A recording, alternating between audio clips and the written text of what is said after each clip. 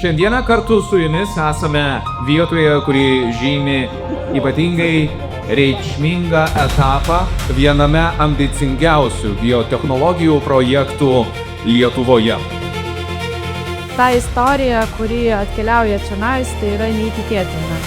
Tai yra dar vienas stiprus valstybės, verslo, aukštųjų technologijų žingsnis įtvirtinant Lietuvą globaliame žemėlapyje kaip lyderį. Mes tavo vaikai, išdegę laukai, tu mūsų vanduo. Geltona, žalia, raudona.